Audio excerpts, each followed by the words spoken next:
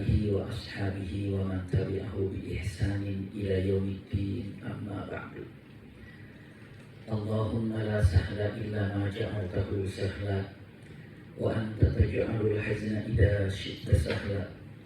Allahumma inna nas'aluka hubbaka wa hubba man ahabbaka wa hubba amalin yuqarribuna ila hubbika bi rahmatika ya arhamar rahimin. Amin ya rabbal alamin. Alhamdulillahirabbil alamin. Mudah-mudahan pertemuan kita, jumpa kita pagi ini seluruhnya disertai rahmat dan berkah Allah Subhanahu wa taala. Semoga seperti ini Allah kumpulkan kita di tempat ini, seperti ini juga kelak Allah kumpulkan kita di surga Firdaus a'lanya. Amin ya rabbal alamin. Kesempatan yang sangat berbahagia ini, insya Allah kita akan membahas menggapai surga di dunia dan di akhirat. Iya, itu bahasanya akan kita bahas ya, insya Allah. Iya. Bahasan yang kita bahas ini adalah usikum wa iyaya nafsi bitaqwallah. Kita sering dengar doa yang sering diucapkan, ini adalah doa satu jagat. Ya, doanya adalah Rabbana atina fid dunya hasanah wa fil akhirati hasanah wa qina adzabannar. Ini adalah doa yang insya Allah semua hafal. Ada yang tidak hafal doa ini? Berarti semua hafal. Iya. Di situ ada 3 yang dipinta. Ada kata-kata Rabbana atina fid dunya hasanah. Artinya adalah, ya Allah, berikan kepada kami di dunia hasanah. Hasanah itu artinya apa? Kebaikan. Rabbana atina fid dunya hasanah. Ya Allah, berikan kepada kami hasanatud dunya, kebaikan dunia. Wa fil akhirati hasanah, dan berikan kepada kami juga kebaikan di akhirat. Ya, simpan dulu yang ketiganya, wa qina adzabannar. Dari 2 ini ternyata ada kebaikan di dunia dan kebaikan di akhirat. Fid dunya hasanah wa fil akhirati hasanah. Kalau ditanya, kalau hasanatul akhirah, kebaikan di akhirat, itu apa Bunda? Ya Allah, berikan kepada kami di akhirat tempat yang baik. Berarti itu apa? Surga. Iya, berarti ibu bisa pastikan hasanatul akhirah itu adalah jannah. Iya, jannah. Ketika diucapkan Rabbana atina fid dunya hasanah, ya Allah, berikan kepada kami kehidupan yang baik di dunia, wa fil akhirati hasanah, dan berikan kepada kami kehidupan yang baik di akhirat, itu udah mentok. Maksudnya di situ adalah apa? Jannah. Wa fil akhirati hasanah, dan berikan kepada kami surgamu di akhirat, karena surga itu Masya Allah akhirat. Tapi yang ingin kita sampaikan, dunia dikatakan hasanah, di akhirat pun dikatakan hasanah. Seakan-akan ingin disampaikan ada hasanatul dunia, ada hasanatul akhirah. Kalau hasanatul akhirah itu artinya adalah surga. Kalau hasanatul dunia apa? Jawaban para ulama adalah surga dunia. Itu dia. Oh, maksudnya hasanatul dunia itu bisa diartikan surga dunia? Iya. Pertanyaannya, surga dunia itu apa? Nah, itu dia. Ya, ada perkataan ulama Ibnu Taimiyah mengatakan bahwa inna fid dunya jannah, sesungguhnya di dunia itu ada surga. Man lam yadkhuluha, dan siapa saja yang belum pernah masuk ke surga dunia, maka dia tidak akan pernah merasakan surga akhirat. Oh, berarti ada surga dunia. Berarti kalau orang belum merasakan surga dunia, bagaimana dia akan merasakan surga akhirat? Jadi pahami Bunda? Sekarang Bunda tanya, jadi surga dunianya itu apa? Apa surga dunia ini? Iya, maka di situ dengan tegas para ulama mengatakan yutmi'nanul qalb, ketenangan hati itu adalah surga dunia. Kalau Bunda bertanya, apa bedanya surga dunia dan surga akhirat misalnya ya, ini pun simpel untuk digambarkan singkat saja. Kalau surga dunia itu adalah nikmat hati, nikmat jasad. Kenapa? Kalau di surga akhirat nggak ada yang sakit, nggak ada yang flu, nggak ada yang encok, nggak ada yang kerokan, nggak ada yang darah tinggi, nggak ada yang gatal-gatal, nggak ada yang flu, nggak ada yang asma, nggak ada semuanya. Kenapa? Karena surga akhirat itu adalah fisiknya pun bahagia, fisiknya pun tidak menua, fisiknya pun di antara usia 30-33 tahun. Itu adalah fisiknya Bunda. Jadi kalau Bunda nanti masuk surga, amin ya rabbal alamin, itu usia kita antara 30-33, usia kita itu semuanya rata, semua rata. Iya, nggak ada perbedaan. Kenapa? Karena hakikatnya usia ruh kita itu sama. Sekali lagi, hakikatnya usia ruh kita sama. Yang beda usia dunia itu karena kita lahirnya tidak dalam waktu yang bersamaan. Jadi waktu kita berbeda-beda kan lahirnya kan. Ada yang beda, mungkin beda tanggal, tahunnya sama, bulannya sama. Ada yang beda tahun, bisa jadi juga. Ada yang beda 10 tahun, 2 tahun, 3 tahun. Tapi pada dasarnya roh kita usianya sama. Kata siapa? Rasulullah. Apa? Innallaha kataba maqadirul khalaiq qabla an yakhluqas samawati wal ard bi 50 alf sana. Jadi Bunda, punten, Allah ciptakan roh kita semuanya, nenek kita, orang tua kita, orang tua nenek kita, nenek daripada nenek kita, terus semuanya sampai Nabi Adam. Iya, sampai Nabi Adam usia rohnya sama. Kapan Allah ciptakan roh ini? Roh ini diciptakan oleh Allah 50.000 tahun sebelum Allah ciptakan langit dan bumi. Dari siapa roh? Sama, terjadi rohnya. Iya, hanya kita lagi antri nih. Kalau sekarang yang di dunia kita antri menuju akhirat. Kalau yang sekarang di alam roh antri menuju perut ibunya. Iya, maka masing-masing nggak ada tiba-tiba keluar dari belah batu, nggak ada.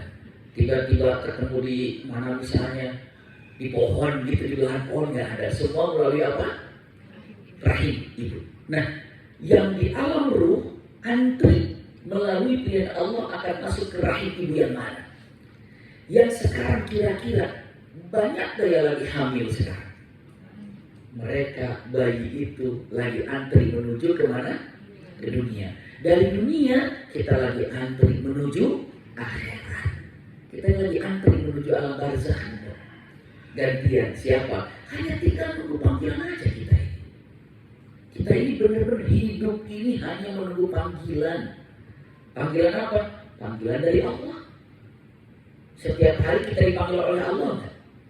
Dipanggil apa itu? Salat. Iya. Tiap tahun dipanggil oleh Allah juga ada panggilan haji. Subhanallah. Dan bisa saja kita lagi waktu sholat kita tolak. Hayya ala sholat kita tolak. Iya bisa jadi. Wa atimul hajja wal umrata lillah, sempurnakan hajimu. Mungkin ada orang sudah mampu, punya kemampuan, iya, punya waktu, tapi dia menolak untuk berangkat. Mungkin nggak begitu? Mungkin. Umroh panggilan dari Allah, panggilan. Mungkin dipanggil iya, tapi dia berangkat mungkin. Di dunia silahkan manusia bisa menolak terhadap panggilan Allah yang manapun. Sholat boleh ditolak, bukan boleh dalam artian sah, maksudnya apa? Bisa ditolak oleh orang-orang yang punten imannya kemana-mana. Banyak nggak lagi sholat tidak sholat? Banyak. Padahal dia tahu nggak itu panggilan Allah. Itu mau ditolak ya itu urusan dia. Haji ditolak urusan dia. Zakat ditolak urusan dia. Iya, umroh ditolak urusan dia. Puasa Ramadan ditolak urusan dia. Tapi benar, begitu Allah panggil tentang kematian, ada yang bisa nolaknya kira-kira? Nggak ada. Itu diambil. Makanya kita ini sebenarnya kalau terbiasa kita ini punten, kalau terbiasa kita ini kalau terbiasa kita ini menjalankan panggilan Allah dengan cepat, pastikan apa coba? Allah akan memanggil kita dengan mudah nanti ketika kita wafat. Iya, tapi kedengeran suara saya kan? Kayaknya kedengeran, nggak apa-apa ya, kedengeran kan ya? Nggak apa-apa kedengeran. Iya, Bismillah. Nyalainnya. Iya, jadi subhanallah, kalau digambarkan dengan keadaan yang ada, ternyata yang namanya hidup ini hanya menunggu apa? Panggilan saja. Panggilan dari siapa? Panggilan dari Allah. Iya, maka punten, ketika di sini diucapkan Rabbana atina fid dunya hasanah, ya Allah, saya ingin mendapatkan hasanatud dunia, artinya adalah kebaikan dunia. Iya, cek bismillah. Jadi ketika dengan mengatakan ingin mendapatkan hasanatud dunia, itu adalah itminanul qalbi, hati yang tenang.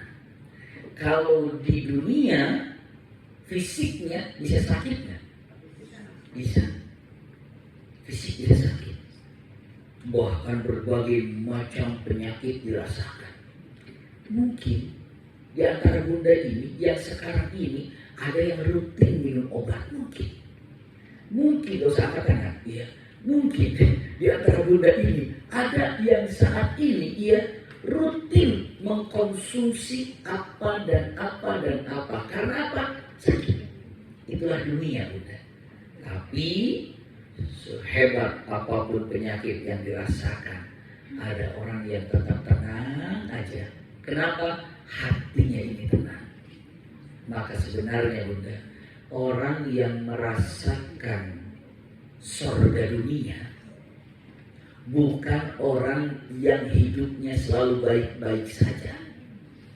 Tapi orang yang merasakan surga dunia adalah yang hidupnya banyak ujian tapi hatinya selalu tenang.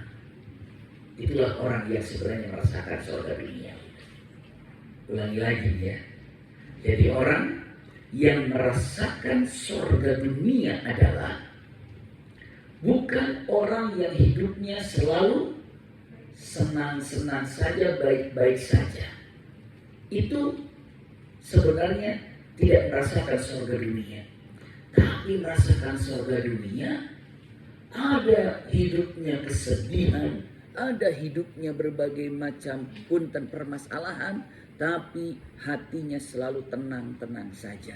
Dan itulah yang dikatakan ucapannya surga dunia. Itu yang dikatakan ibu bapak bisa atau bunda merasakan yang namanya surga dunia. Itu ya. Nah sekarang itminanul qalbi, hati yang tenang. Maka apa yang menyebabkan hati tenang ini bunda tahu? Saya ingin sampaikan kalau surga akhirat, bunda udah tahu lah caranya. Sholat 5 waktu, puasa Ramadan, kerjakan sedekahnya, hajinya, majelis ta'limnya, itu adalah untuk meraih apa? Surga akhirat. Iya. Ini kita fokus dulu ke surga dunianya bunda ini. Jadi surga dunia itu di mana letaknya? Ketenangan hati. Ketenangan hati ini, masya Allah, semakin tenang, semakin nyaman ketika apa? Ketika imannya hebat.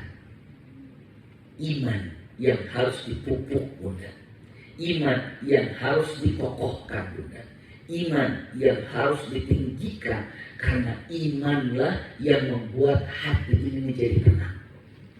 Fokuskan ke iman, itulah gambaran. Jadi kalau dikatakan, oh iya harus fokus ke iman, benar bunda, harus fokus ke iman. Nggak apa-apa ya, nggak apa-apa kan kedengerannya? Iya nggak apa-apa ya. Jadi dengan mengatakan kata-katanya ya, fokuslah terhadap iman yang ada. Iya. Jadi dengan mengatakan bagaimana caranya ya. Nah sekarang iman ini semakin kuat, maka pastikan hati semakin tenang. Kalau hati semakin tenang, berarti surga dunia di tangan. Itu gambaran. Iya.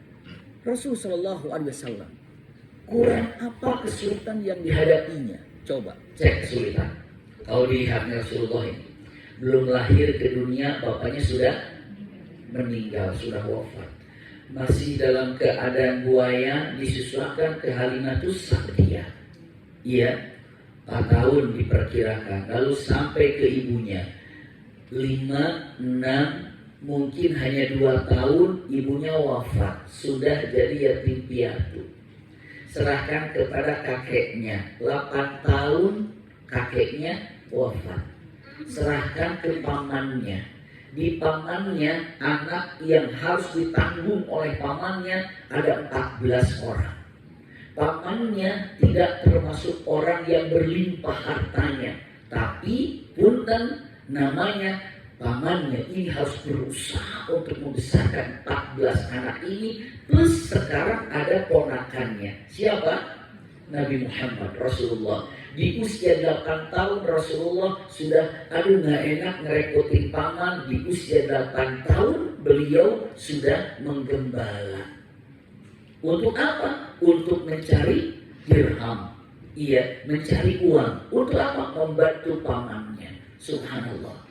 Dalam keadaan seperti itu, belajar untuk bagaimana yang namanya Rasulullah bukan hanya sekedar menggembala, tapi belajar untuk menjadi punten, membangun bangunan. Iya, bukan hanya sekedar itu, belajar berdagang, menikah dengan Siti Khadijah, punya anak pertama laki-laki wafat, laki-laki yang keduanya juga anaknya wafat. Iya, tidak lama Siti Khadijah wafat, pamannya wafat, diusir dari kota Mekah menuju kota Madinah. Sampai di kota Madinah, pamannya ketika diperangi wafat. Coba sih bayangkan, Rasulullah kalau lihat daripada perjalanannya sedih. Tapi bagaimana hatinya? Tenang kan? Kenapa coba? Iman. Maka ada dalam Al-Quranul Karim firman Allah seperti kata-kata yang merasuk dalam hati kalau kita dengarkan ayat ini. Wala tahinu wala tahzanu wa antumul a'launa in kuntum mu'minin. Janganlah, kata Allah, wala tahinu, jangan kau merasa lemah. Aduh, kayaknya saya nggak kuat nih. Terus saya kayaknya udah nyerah aja. Wala tahinu wala tahzanu, dan jangan merasa sedih. Aduh, sedih saya. Aduh. Sehingga apa? Merasa lemah membuat kita putus asa. Merasa sedih, kita tidak bisa move on, tidak bergerak lebih jauh karena selalu diiringi dengan apa? Kesedihan. Al-Quran mengatakan wala tahinu, jangan sekali-kali engkau merasa lemah, tidak mampu, tidak kuat. Akhirnya itu diambil yang namanya apa? Putus asa. Alhamdulillah. Wala tahzanu, dan jangan sedih. Kalau sedih itu memikirkan yang akan datang, apa yang sudah berlalu.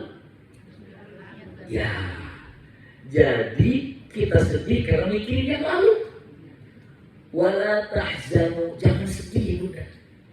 Wala tahzanu, apa kata Allah? Wa antumul a'laun in kuntum mu'minin, karena engkau ini memiliki derajat paling tinggi. In kuntum mu'minin, apabila engkau menjadi orang yang beriman, maka kokohkan iman untuk mendapatkan surga dunia ini. Maka mengatakan al-jannah qabla al-jannah, ibu sudah mendapatkan surga sebelum surga. Apa itu? Ketenangan hati. Dari mana? Dari iman. Subhanallah. Nah sekarang bunda nanya, ya sudah kalau gitu, kalau memang dari iman, saya ingin perkuat iman saya, pertebal iman saya. Bagaimana caranya? Bunda, cara memperkuatkan iman itu pertama, simpan. Pertama adalah, jangan dilupakan ini, mengenal Allah melalui Al-Quran. Mengenal Allah melalui Al-Quran. Dan penciptaannya pastinya. Jadi mengenal Allah melalui Al-Quran dan mengenal Allah melalui penciptaannya. Itu untuk memperkuatkan iman yang pertama. Iya, mengenal Allah melalui apa? Al-Quran. Lalu melalui apa? Penciptaannya. Coba renungkan itu, Masya Allah, tabarakallah. Kalau bunda mengatakan, jadi dengan mengenal Allah melalui Al-Quran dan melalui penciptaannya, semakin mengenal Allah, pastikan ibu ini akan semakin jatuh cinta kepada Allah. Kenapa? Karena tidak ada orang yang mengenal Allah kecuali semakin jatuh cinta. Karena apa? Simpan baik-baik. Jangan dilupakan kata-kata ini. Iya, punten. Kata-kata yang luar biasa. Ilmu tertinggi yang ada dimanapun itu adalah ilmu mengenal Allah. Bukan. Ilmu tertinggi adalah ilmu mengenal Allah.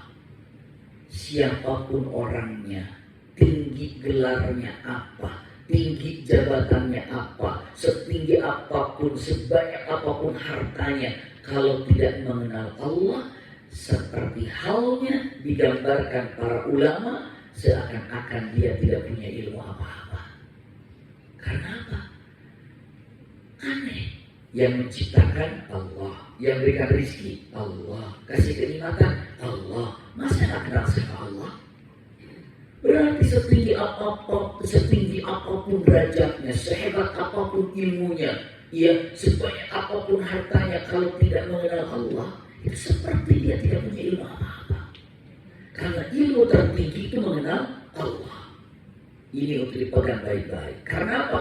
Ketika mengenal Allah, Masya Allah, itu paling nikmat. Iman makin tinggi ketika kita mengenal Allah. Dan kalau sudah mengenal Allah, hati semakin tenang. Ini gambaran pertama. Melalui apa? Al-Quran. Lalu melalui apa? Ciptaannya. Coba renungkan ciptaannya. Sampai Allah tanya ini. Allah yang nanya, wa fi anfusikum afala tubsirun. Ini Allah mengatakan, coba dalam penciptaanmu apakah engkau tidak memikirkan? Coba renungkan dalam penciptaan Allah kepada kita. Renungkan.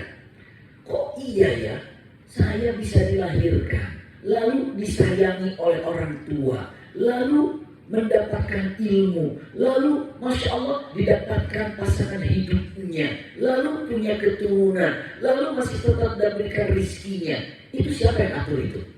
Allah. Al-Latif. Al-Latif itu yang maha lembut, yang memberikan kepada kita dan tanpa terasa pemberiannya, seakan-akan semuanya adalah kebetulan. Gitu kan?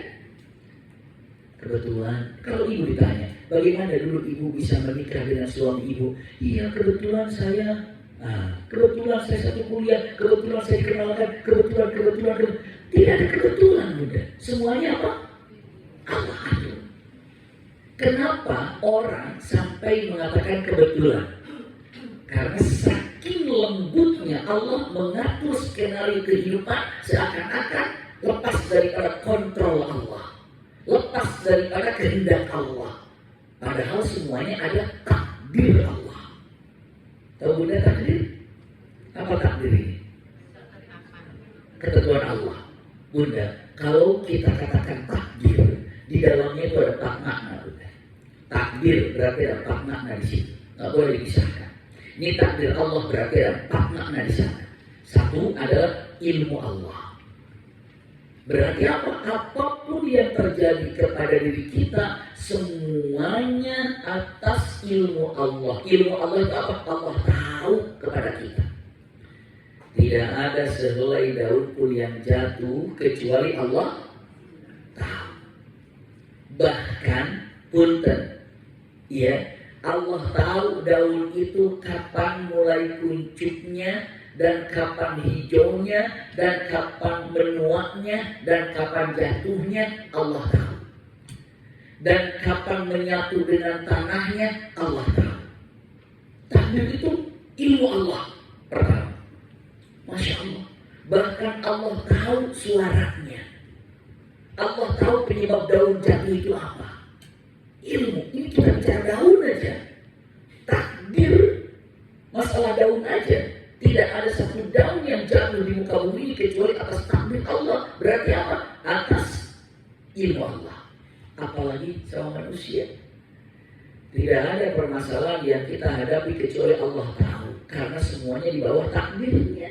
Dan punten, jika Allah memberikan sesuatu takdir kepada kita, pastikan, punten, nggak ada Allah kasih keburukan sama kita, itu nggak ada, punten. Tidak ada Allah kasih keburukan kepada kehidupan kita, tidak ada. Terus, kok saya sakit? Kok saya misalnya nggak sembuh-sembuh? Kok saya dapat musibah? Kok saya itu, kok saya ini? Mungkin Bunda nanya begitu ya. Saya akan sampaikan. Itu kebaikan yang Allah ingin berikan kepada Bunda. Mungkin mudah-mudahan bisa konsentrasi Bunda. Saya simpan dulu ini jawaban Bunda ini. Makanya ada orang ngomong gini, ya Allah, padahal saya sholat iya, sedekah iya, puasa iya, ngaji iya, tapi kenapa musibah datang, gitu kan? Jawaban pertama, paling mudah, Bunda, Ibu pernah nggak minta kepada Allah pengen surga? Pernah nggak? Sekali? Selalu? Mantap. Selalu kan? Terima kasih, saya selalu minta kepada Allah. Bahkan ada di antara ibu yang mintanya bukan surga biasa, tapi surga Firdaus, ada nggak? Oh, keren dari surga Firdaus. Ya. Minta sama Allah. Ya Allah, saya minta surga Firdaus. Ya Allah, saya minta surga Firdaus. Kata siapa itu? Kata kita, kata Bunda. Ya Allah, hadiahkan buat kami dan keluarga kami surga Firdaus. Allah maha mengabulkan doanya. Oh pasti. Kata Allah, udhuni astajib lakum, minta kepadaku, aku akan kabulkan semua permohonanmu.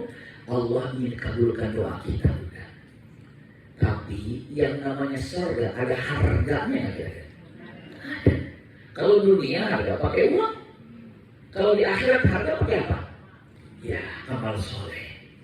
Allah cek, malaikat itu tuh ada tuh pengen ke surga Firdaus lagi. Boleh nggak dicek sholatnya bagaimana? Malaikat bilang, ya Allah, sholatnya iya. Nilainya berapa? Malaikat bilang, ini nilainya, padahal surga Firdaus harus 100. Misalnya ya, saya upamakan sampai target 100. Coba sholatnya bagaimana? Sholatnya 10 nilainya. Waduh, kurang 90. Coba tambah puasanya. Puasa bulan Ramadan yang lalunya aja belum dikobok. Bagaimana puasanya? Nilai puasa Ramadannya 10, 20. Bagaimana baca Qurannya? Aduh. Iya Bunda. Apalagi baca Qurannya. Berapa? 5. Taruh 5, 25 ya. Coba kumpulin semua kebaikan-kebaikannya. Pokoknya yang namanya kebaikan kumpulin semuanya. Ada berapa? Nyampe 100. Kumpulin dengan mengatakan cuma 45. Taruhlah di sana ya. Semuanya di 45. Coba sama yang lainnya. Kali ada yang baik. Ada berapa? 50. Oh 50. Berarti kurangnya berapa ini? Bunda, agar saya terjemahkan untuk mudah sama Bunda ya. Tapi Allah ingin jadikan ibu ini untuk menjadi ahli surga. Tapi targetnya baru 50, seharusnya 100. Usia berapa tahun? Kata Allah. Usianya udah 55 tahun. Misalnya gitu ya. Atau usianya 50 tahun. 50 tahun. Sampai kapan dia hidup? Ya, antara 60-70. Sebentar lagi. 17 tahun lagi. Iya. Usia sebentar lagi, target masih banyak. Ini kan Allah sayang sama kita. Jadi anak soleh apa dong? Maka apa yang Allah katakan? Hai malaikat, aku sayang dia. Aku ingin sampai dia target 100, tapi amalannya masih kurang 50 lagi. Maka dengan cintaku, dengan sayangku, aku ingin dia dapat pahala yang cukup aku yang tahu berapa besar pahalanya. Maksudnya engkau apakan? Aku ingin mengambil pahala dari dia tentang pahala kesabaran. Saya pahami? Karena apa? Karena Al-Quran mengatakan innama yuwaffas sabiruna ajrahum bighairi hisab. Karena sesungguhnya yang namanya pahala orang sabar itu hanya Allah yang tahu. Malaikat nggak tahu pahala sabar. Nggak tahu malaikat. Pahala sabar itu hanya Allah yang tahu. Maka bagaimana caranya? Pertama, Allah tanamkan kepada orang itu senang puasa. Karena puasa itu adalah pahala kesabaran yang luar biasa. Nahan emosi, nahan lapar, nahan itu, nahan ini. Pertama, innama yuwaffas sabiruna ajrahum bighairi hisab. Yang kedua, apa? Puasanya juga lagi terus berjalan, tapi kayaknya waktunya sebentar lagi ini. Kasih lagi pahala sabar. Dari apa?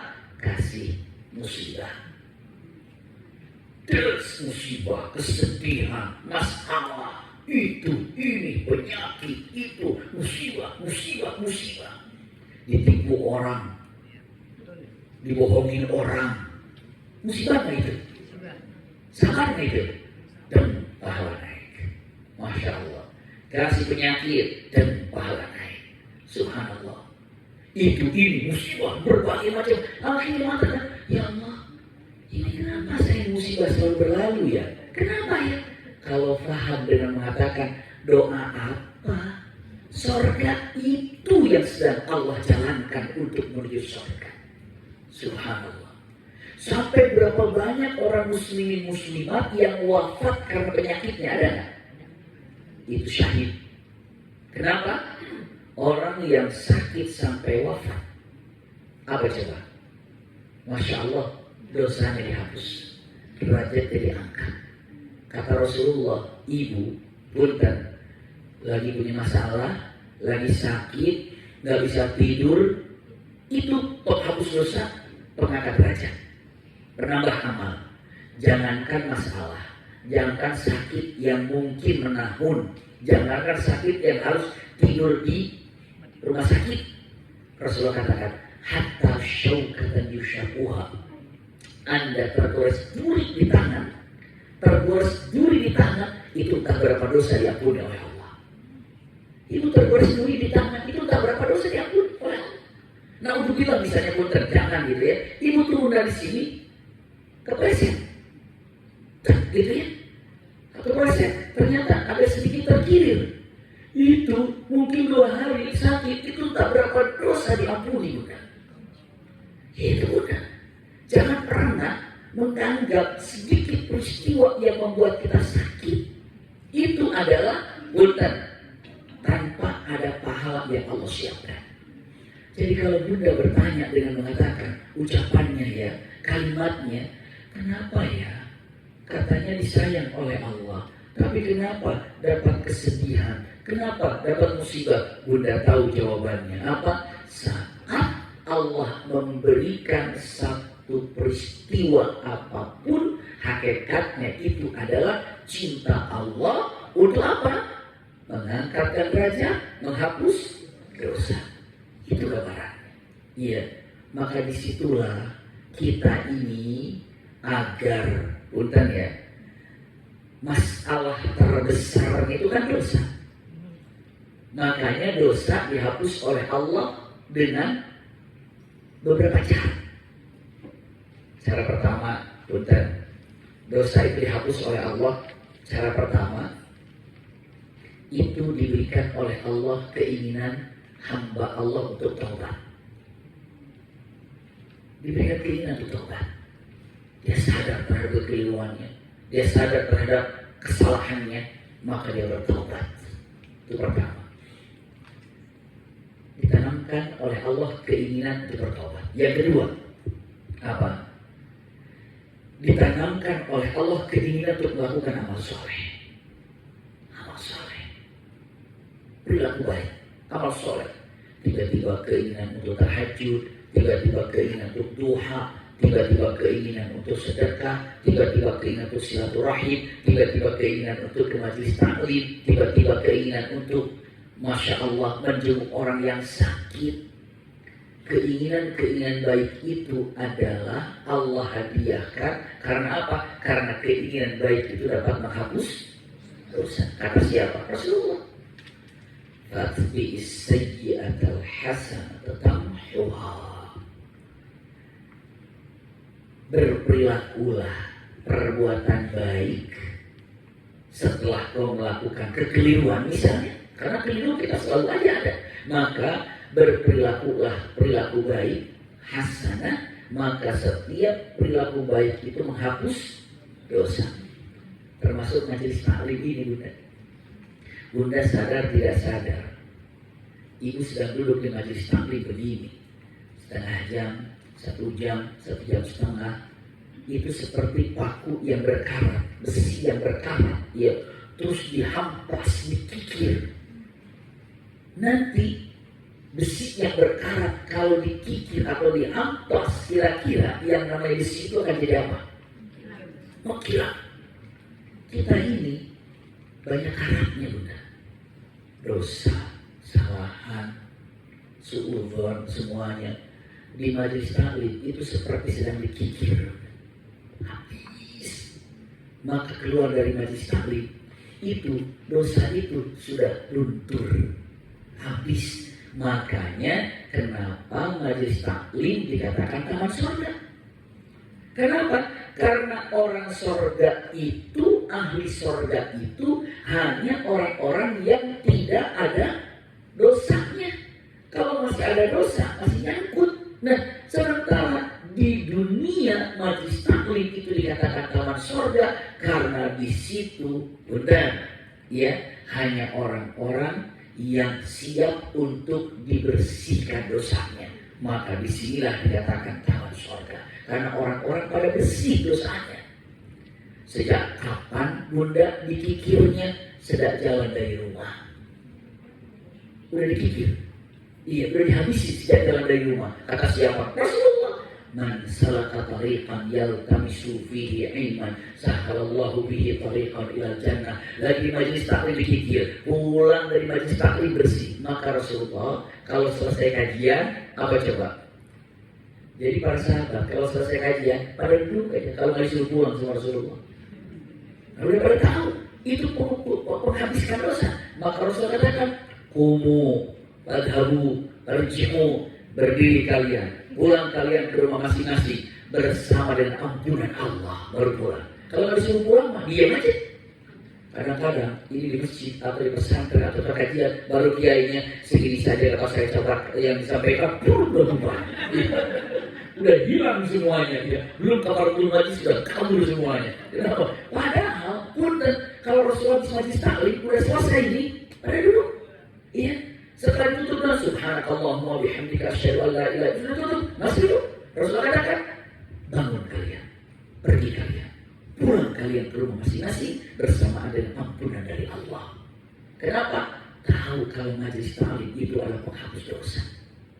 Maka daripada itu wajar kalau Syekh Al-Qarni menyatakan orang-orang yang ibu lihat nanti wajahnya di sorga itu adalah orang-orang yang sering ibu lihat wajahnya di majelis taklim. Ibu kalau lihat wajah-wajah di majelis taklim, itu orang-orang yang di surga. Masya Allah. Walaupun di antara ibu misalnya di sini, tapi saya ragu ya. Mungkin nggak ada di antara ibu yang hadir tempat ini, wajahnya kenal, namanya tidak tahu, mungkin nggak? Oh ada gitu? Oh ya sudah, kalau itu nggak apa-apa. Saya kira sudah manggil, jadi manggilnya apa? Bu aja gitu ya, atau Mbak, Bu gitu ya. Tapi nanti di sorga, ibu yang penting kenal wajahnya, ibu panggil, Mbak, Bu, gitu. Kenapa? Punten. Pernah dengar ayat ini dalam surah Az-Zumar? Wasiqal ladzina taqaw rabbahum ilal jannati zumara. Ini Bun, lihat punten. Ya kata-katanya nanti masuk surga itu nggak sendiri-sendiri, tapi apa? Zumara. Zumara itu apa? Rame-rame, rombongan. Rombongan. Nah sekarang kan, Masya Allah, majelis taklim itu rombongan yang baik, yang mana para ulama dengan mengatakan, putar bahasanya, ini perkataan Syekh Syureh, Imam Masjidil Haram, ketika berdoa di Masjidil Haram, mereka katakan ini, masih ingat doanya itu ya, ketika kami masih kuliah belajar sana, doanya gini, ya Allah, andai di malam Lailatul Qadar ini, andai di Lailatul Qadar ini hanya satu orang yang mendapatkannya, gitu kan? Maka ikutkanlah kami semuanya yang ada di masjid ini bersamanya. Saya dipahami ya? Karena kami ini adalah sama-sama beribadah kepadamu dalam firman-Mu, wasiqal ladzina taqaw rabbahum ilal jannati zumara. Benar. Kenapa? Masuk surga itu satu rombongan, grup dan grup. Maka doa itu mengatakan, lihat ucapannya, andai di grup majelis taklim ini hanya ada satu orang yang mendapatkan surga Firdaus, maka ibu kenal dengan orang itu, ibu panggil, Bu, ingat saya? Kan kita bareng pernah ngaji di Patra tuh dulu. Iya. Lalu, oh iya, kamu tuh kan? Iya. Wajah saya kenal deh Bu. Iya, Masya Allah. Bu, angkat saya. Kita Zumara, satu grup ini. Masya Allah. Dengan, ya Allah, itu teman saya di majelis taklim. Lalu ibu bertanya dengan mata, itu saya kenal dia. Allah tanya, kamu kenal ibu ini enggak? Kenal. Punten. Andai Allah punten bertanya yang kedua, bukan hanya sekedar kenal. Apakah ibu mencintai dia karena Allah? Apakah ibu ini mencintai karena Allah? Kami sudah sering mencintai karena Allah, maka ditarik bareng di surga Firdaus. Zumara, Zumara itu rombongan, bukan? Makanya kalau ahli majelis taklim rugi kalau kita cuma kumpul lalu kita tidak saling mengenal, mencintai karena Allah. Bukan hanya ngehe aja ketemu. Iya. Assalamualaikum, apa kabar Bu? Sehat ya? Masya Allah. Di mana tinggal? Oh iya, subhanallah. Iya. Beberapa hari yang lalu kami ada Zoom gitu ya. Tiba-tiba pas saya mengatakan, oh ya alhamdulillah gitu kan, silakan masuk. Ayo dong kenalan dulu gitu kan, kenalan. Oh ya saya di ini gitu, Bekasi gini gitu. Terus adanya, lah ibu di perumahan itu saya juga sama katanya. Ibu di perumahan Pertas saya juga sama. Ibu blok berapa? Saya juga sama katanya. Ternyata apa? Cuma terhalang dengan satu rumah, nggak pernah ketemu. Cuma gini, ini di sini rumahnya, di depannya, nah di sininya nih. Jadi berhadapan cuma apa? Tidak berhadapan langsung. Ini ada rumah jadi gini posisinya ya. Gini menghadap ke sini, menghadap ke sini. Nah, bisa nggak ketemu? Ketemunya di mana? Di Zoom. Kalau gitu Mbak Ibu, nanti boleh nggak silaturahim? Iya, nanti saya. Alhamdulillah akhirnya silaturahim. Iya, itu gara-gara majelis taklim seperti itu, Masya Allah. Semua itu luar biasa benar. Jadi punten, minimal ketika kita tahu siapa fulan, maka itulah yang disebut dengan ketenangan hati itu. Maka ulangi lagi ya. Jadi kalau dikatakan ucapannya, di dunia ataupun di dunia hasanah itu dengan iman. Cara untuk menguatkan iman satu dengan apa tadi? Apa tadi? Mengenal Allah melalui Quran. Yang kedua mengenal Allah melalui ciptaannya, Bunda. Ciptaannya, Masya Allah, kita kenal Allah melalui ciptaannya. Masya Allah. Kalau kita mengenal Allah, maka semakin jatuh cinta. Kalau semakin jatuh cinta, Masya Allah, kita semakin tenang. Kalau sudah semakin tenang, Masya Allah, surga dunia itu di tangan. Itu gambaran. Iya. Jadi kalau dikatakan al-jannah qabla al-jannah, artinya adalah surga dunia sebelum surga akhirat. Ibu kalau sudah punya iman, itu surga dunia itu dari tangan. Berarti apa? Tinggal merasakan surga akhiratnya saja. Iya. Lalu dengan mengatakan iman, iya, itu yang harus dipupuk. Terus dengan apa? Mengenal Allah melalui Quran, mengenal Allah melalui ciptaannya. Silakan. Ibu kalau sudah melihat ciptaan Allah, semakin apa? Tenang. Iya. Dan ingat, saya sampaikan tadi, baru takdir itu kan apa tadi ya? Baru berapa tadi saya sampaikan? Satu ya. Saking lembutnya Allah, kita katakan semuanya seakan-akan apa? Kebetulan. Padahal bukan kebetulan, tapi takdir. Takdir ini lagi banyak PR ya. Satu dosa belum diselesaikan, ini belum selesai, ini ini juga. Kan dosa diampuni dengan cara apa kan belum selesai juga ya. Mana dulu nih? Dosa dulu apa ini dulu nih? Tadi kan dosa diampuni dengan cara berapa? Baru satu ya? Baru dua. Satu diberikannya keinginan bertobat. Yang kedua diberikan keinginan amal soleh. Yang ketiga, Bunda. Yang ketiga, Bunda, kalau orang ini tobat juga enggak, beramal soleh juga kurang, tobat mungkin, tapi tobatnya kurang, amal solehnya kurang, maka dikasih nomor 3. Apa oleh Allah Subhanahu Wa Taala? Nomor 3, Allah kasih musibah. Itu musibah itu penghapus dosa, Bunda. Penghapus dosa. Jadi kalau ada musibah yang terjadi, Bunda, itu cinta Allah. Untuk apa? Menghapus dosa. Menghapus dosa. Allah hapus dosanya. Agar apa? Agar gak masalah di akhirat. Dengan cara apa? Musibah. Maka ibu kalau mau menghapus dosa yang sekarang kita tidak pernah lepas daripada kesalahan, mau pilih yang mana? Dengan tobatkah, dengan amal solehkah, atau dengan musibahkah? Taubat, amal soleh. Iya, Bunda. Iya. Mau nomor 3. Tapi ini, Bunda, andai dapat. Iya, andai dapat. Musibah yang terjadi, para ulama mengatakan khairun la yutlaq. Artinya adalah kebaikan yang tidak pernah diinginkan. Iya, kebaikan yang tidak pernah diinginkan. Kenapa? Ada nggak ibu doa gini? Ya Allah, berikanlah kepadaku musibah seberat-beratnya agar derajatku diangkat. Ada begitu nggak? Nggak ada kan? Ya Allah, berikanlah musibah kepadaku, kesedihan kepadaku agar dosaku terhapus. Nggak ada begitu kan? Allah yang atur mana yang terbaik buat kita. Maka saat terjadi kepada diri kita yang namanya musibah, Bunda harus tahu dengan mengatakan, perasaan tobat saya jalan, amal soleh saya jalan. Iya, musibah dapat berarti itu adalah mengangkat derajat Bunda. Derajatnya diangkat. Oleh siapa? Oleh Allah. Allah angkat derajatnya. Jangan pernah berpikir oleh Bunda dengan mengatakan musibah yang terjadi sekarang di Sumatera.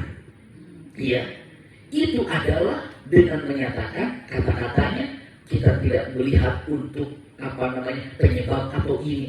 Tapi Bunda, saya sampaikan hadis ini. Simak baik-baik. Ma asabaka lam yakun liyukhti'aka wa ma akhta'aka lam yakun liyusibak. Ini keadilan Allah. Di gambarannya, apapun yang terjadi musibah kepadamu belum tentu itu kesalahanmu. Tapi musibahnya kena. Iya kan? Dan apapun kesalahanmu, belum tentu kamu yang merasakan akibatnya. Saya paham kan? Bisa jadi musibah yang terjadi di Sumatera yang sekarang lebih daripada ratusan sampai 600 sekian, 700 sekian, bahkan punten kami dapat sahabat-sahabat yang di sana kasih kabar. Jadi saat itu berpikir mengatakan ini adalah tempat yang paling aman. Iya, naik semua dia terjadi bukan gunung tapi satu tempat lokasi yang paling diperkirakan datarannya tinggi. Iya, maka mobil itu ratusan di situ udah. Wow, ternyata ketutup semuanya.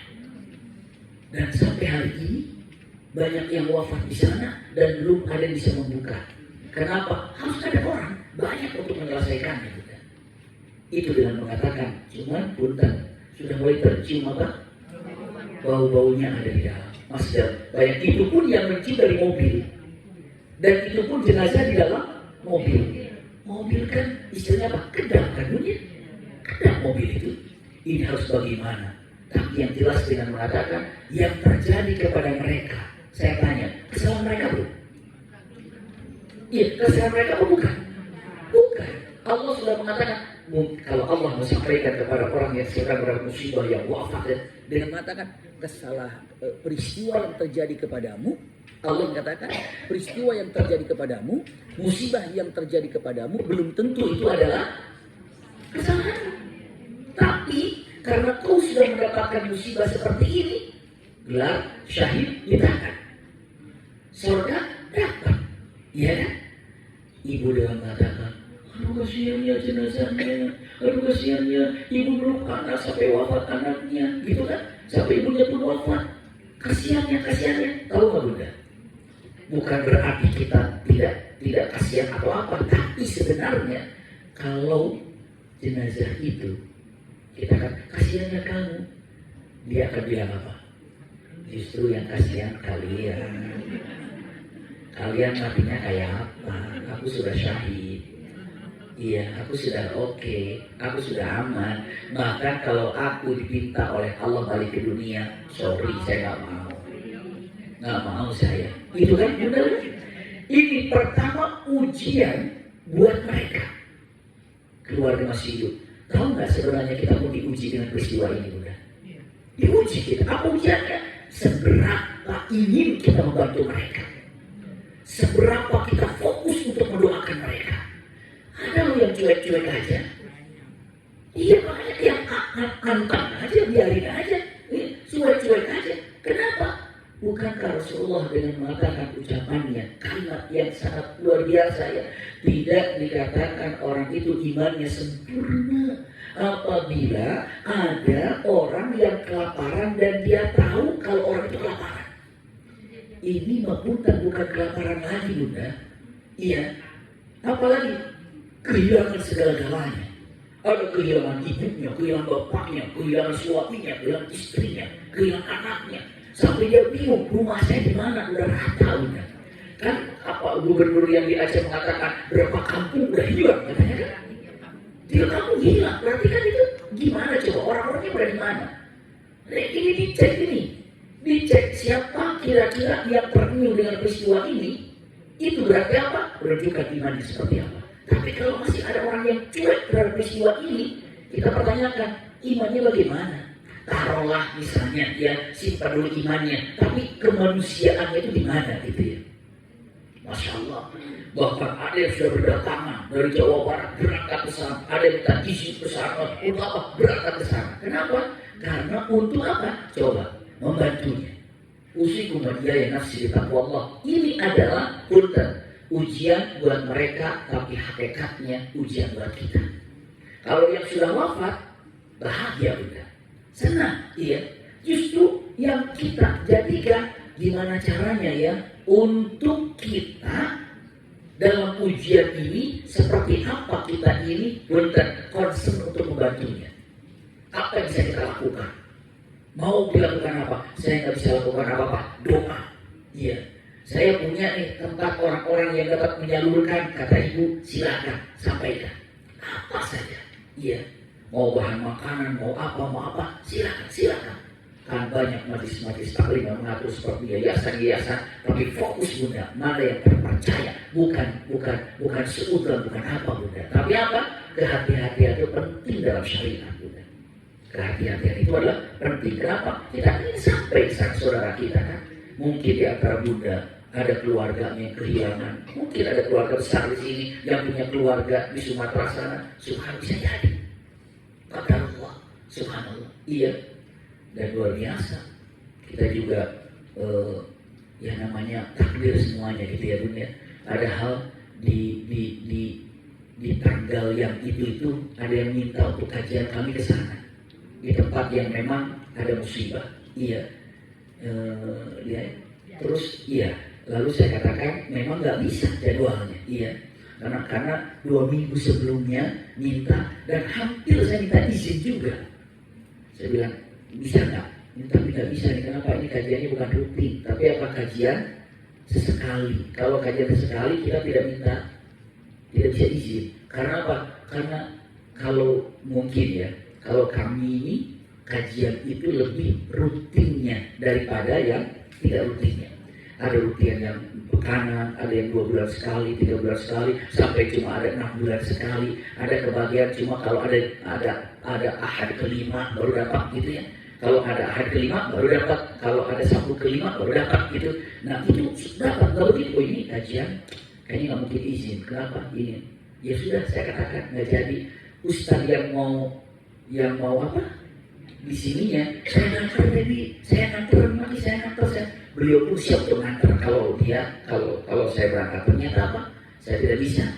Beliau dia telepon dengan mengatakan, Abi mati, qadarullah, kenapa? Itu yang undang waktu itu. Iya, antum nggak bisa, saya juga nggak nganter. Bayangin kalau antum bisa, kita gimana? Saya pun udah, subhanallah, itulah takdir.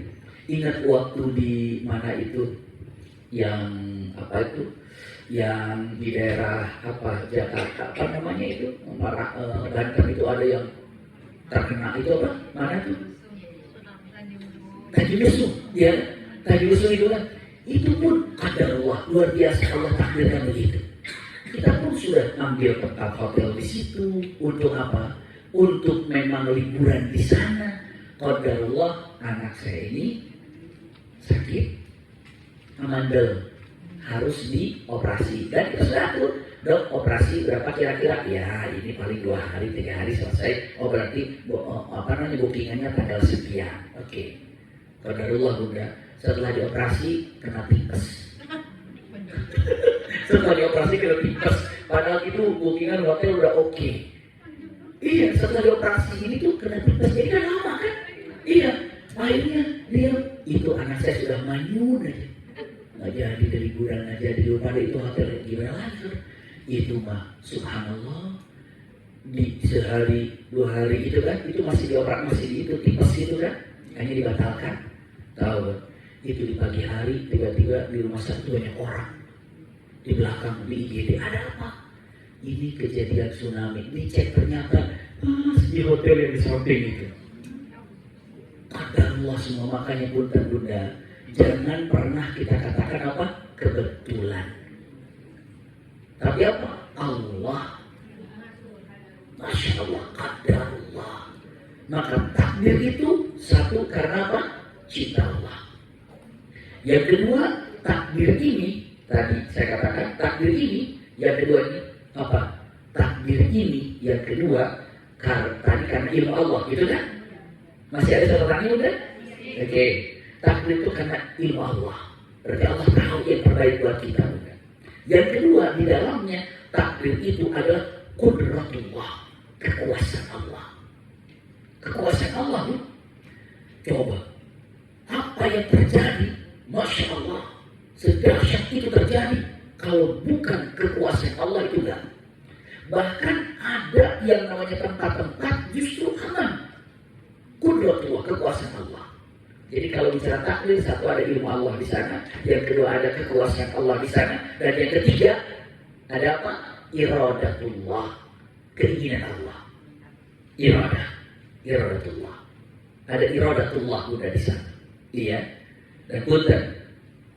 Yang keempat, maktubun fi lauhil mahfud, sudah tertulis di lauhil mahfud. Sudah tertulis di lauhil mahfud. Jadi sudah tercatat. Maka itulah takdir. Jadi kalau udah takdir, ibu tahu, oh ini Allah tahu ternyata peristiwa yang terjadi kepada saya. Dan ini adalah atas kekuasaan Allah terjadi. Dan ini adalah atas keinginan Allah terjadi. Dan ini sudah tercantum di lauhil mahfud. Itu takdir. Iya. Jadi kalau dikatakan takdir, itu Allah yang atur. Kembali lagi sekarang. Jadi dosa ini dihapus oleh Allah, ya, dengan cara yang pertama apa? Diberikan keinginan untuk taubat. Yang kedua apa? Diberikan keinginan untuk berbuat amal soleh. Yang ketiga, kasih musibah. Tapi andai sudah tidak ada lagi dosa, karena ibu istighfar iya, taubat iya, amal soleh iya, tapi kenapa ada musibah?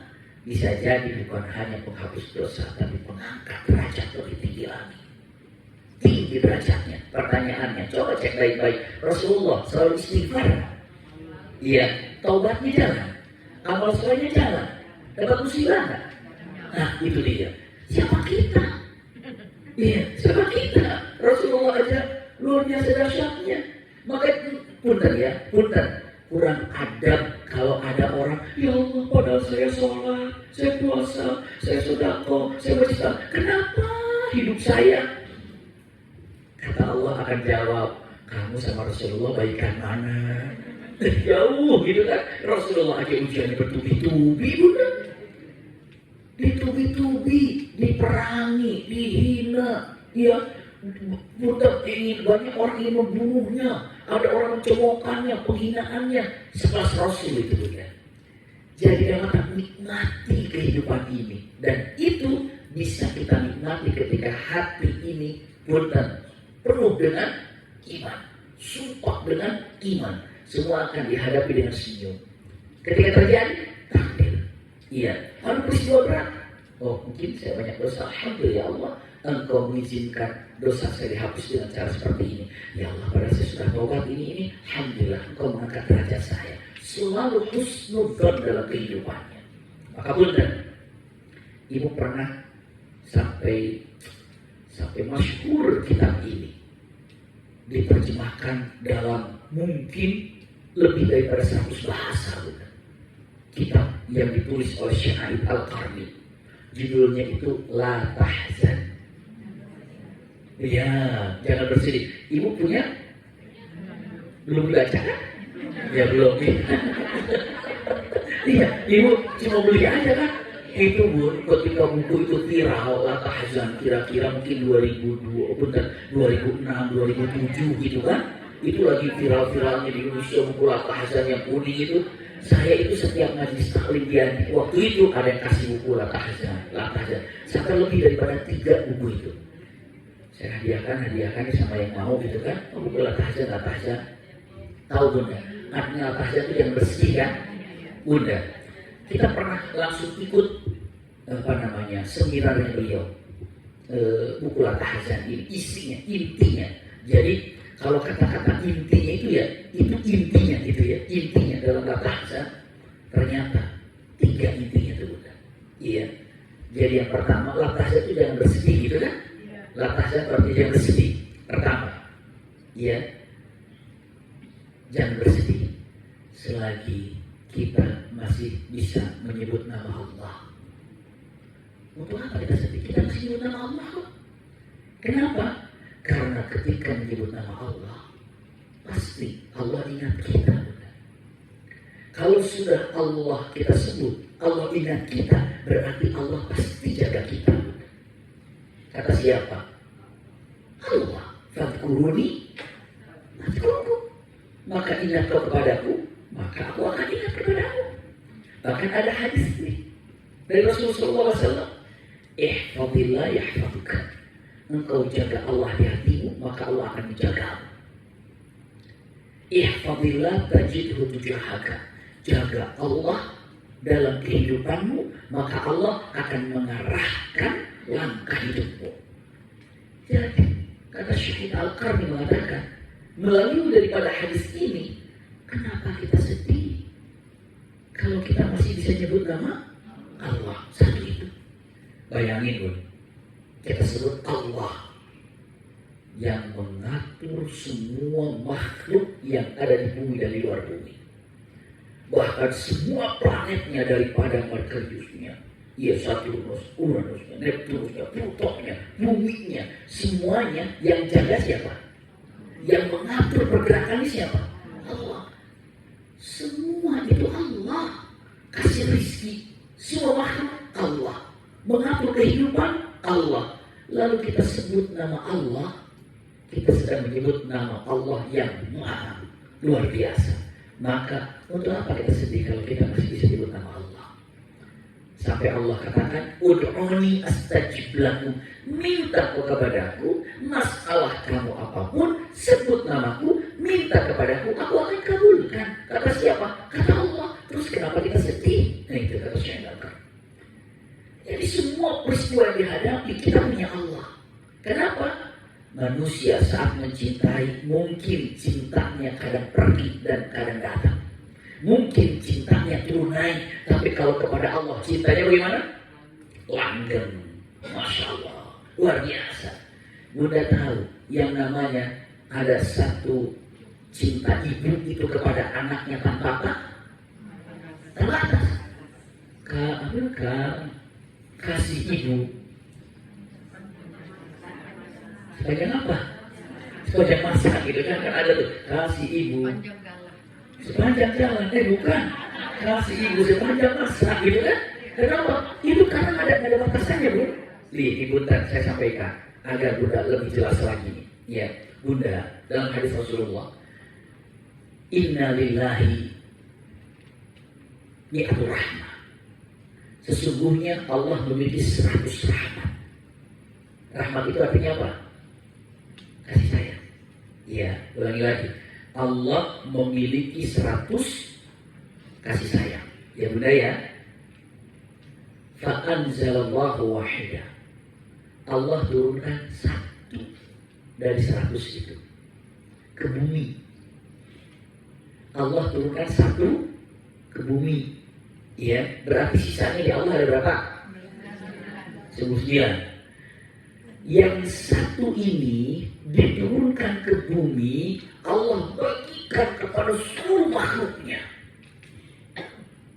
Kalau ada unta dalam hadis Rasulullah berdiri dia pelan-pelan kakinya karena takut nginjak anaknya, itu bagian daripada yang satu itu. Sekarang berapa banyak binatang di dunia ini, baik yang di darat ataupun di laut, yang punya cinta dan sayang kepada anaknya. Banyak kira-kira? Banyak. Bahkan berapa banyak manusia yang cinta kepada temannya, suami cinta istri, istri cinta suami, gitu kan? Lalu orang tua cinta kepada anaknya, mantu kepada mertuanya, mertua kepada mantunya, kawan dengan kawan, sahabat dengan sahabat. Punten, cinta yang ada semua dari makhluk Allah ini, punten, itu dari yang mana? Dari yang satu. Oke ya, sekarang kita sudah tahu nih. Sekarang saya tanya, cinta ibu kepada kita itu cinta dari yang mana? Dari yang satu. Dan itu pun terbagi-bagi kan? Ibu kita cinta sama kita nih, nenek kita cinta nggak sama kita? Waduh dahsyat itu. Iya kan? Suami kita cinta kepada kita, iya kita cinta. Jadi cinta itu dari semua yang ada, semua makhluk itu hanya Allah bagikan yang satu. Sekarang saya lanjutkan. Ibu nanti di akhirat dihisab kan? Dihisab kan? Dihisab kan? Ibu mau nggak yang menghisab nanti kita di akhirat? Ibu kita, orang tua kita mau nggak? Mau ya? Mau ya? Kenapa Bun? Sayang kan? Jujur, kalau saya tidak mau. Kenapa? Karena ibu cuma dari yang satu. Allah masih punya mending yang 99 udah. Bisa dipahami udah? Kita bilang cinta ibu aja nggak bisa kita bahas. Bisa dipahami udah? Cinta ibunya kita bilang, apalagi cinta Allah. Iya, apalagi cinta Allah. Maka jangankan kita berpikir, waduh, cinta ibu sepanjang masa, cinta ibu sepanjang waktu. Betul, tapi dibandingkan cinta Allah nggak ada apa-apanya, Bunda. Maka nanti Bunda, banyak ibu nanti yang masuk surga yang di luar dugaan. Hah? Amalan segini bisa menjadikan ahli surga? Itu, pernah kan ada seorang wanita yang berakhlak tidak baik bisa menjadi ahli surga karena ngasih apa? Minuman satu seekor anjing kan? Itu siapa yang kasih surga? Allah. Kenapa? Allah balas. Jadi kita ini, Bunda, ngapain sedih kalau kita masih bisa nyebut nama Allah? Semua apapun yang ada Allah atur, Bunda. Cinta Allah itu wa rahmati wasi'at kulla syai'. Ini Allah mengatakan, cintaku, sayangku meliputi segala-galanya. Maksudnya apa? Anda akan salah ketika menyampaikan cinta Allah itu kayak apa. Karena apa? Karena di luar dugaan semuanya. Cinta Allah itu luar biasa. Sampai dalam perkataan kalimatnya apa? Warahmati sabaqat ghadabi. Cintaku, sayangku lebih cepat daripada marahku. Saya dipahami ya? Marahnya mah pelan, cintanya lebih dahulu. Masya Allah. Bunda, pernah dengar Rasulullah nggak bisa tidur selalu memikirkan umatnya? Dengan doanya bagaimana, Bunda? Ummati, ummati, gitu kan? Ya Allah umatku, ya Allah umatku, tolong jaga umatku, ya Allah tolong jaga umatku, gitu kan? Saking cintanya ini kepada kita. Allah tanya, ya Rasulullah, betapa dahsyat cintamu kepada umatmu, maka sekarang aku serahkan umatmu kepadamu, engkau aja yang hisab nanti. Engkau yang hisab umatmu itu. Kenapa? Karena saya tahu betapa cintanya engkau kepada umatmu itu. Apa kata Rasulullah? Jangan. Kenapa? Aku mencintai umatku, tapi engkau lebih dahsyat cinta kepada umatku ketimbang aku. Saya dipahami ya? Rasulullah aja mengatakan cintaku kepada umatku kecil dibandingkan Allah mencintai umatku. Jadi kalau kita ingin mengatakan cinta Allah kepada kita terlalu banyak, dahsyat, tidak bisa diukur dengan kata-kata. Buktikan nanti di akhirat. Udah tahu, ini majelis taklim ini jangan dianggap enteng, jangan dianggap remeh. Siapa tahu majelis taklim yang seperti ini, nama kita selalu disimpan di pintu surga, di pintu surga, di pintu surga. Ada apa? Mungkin kata bilang, hah, cuma majelis taklim aja. Kita lupa yang memberikan pahala kita itu siapa? Allah, Bunda. Itu makanya kita pun berpikir kalau amalan soleh yang mengatur Allah, ingat ya, dosa pun yang mengatur siapa? Maka jangan pernah berpikir tentang dosa kecil, dosa besar, tapi tolong pikirkan kepada siapa kita berdosa. Sama Allah, ya kan? Coba bilang aja ke manusia ini. Karena dosa ini bisa berbeda kepada siapa saat kita melakukannya. Contoh, saya punya teman saya di samping kiri saya misalnya. Terus saya bilang gini, diam. Saya ngomong gitu, diam. Yang banyak bicara, saya ngomong sama teman saya gitu. Teman saya nanti sakit hati nggak gitu? Dosa nggak kira-kira saya? Dosa. Bahasanya sama, kata-katanya sama, nadanya sama, tapi saya ucapkan sama ibu saya, orang tua, diam, jangan banyak bicara. Dosa nggak? Dosanya sama nggak? Beda. Sama bahasa, tapi ungkapannya atau diungkapkannya kepada orang lain akan beda. Bisa dipahami? Itu kan. Nah ini jangan berpikir, ini kan dosa kecil. Jangan berpikir dengan dosa kecilnya, tapi pikirkan kepada siapa yang berdosa. Sama.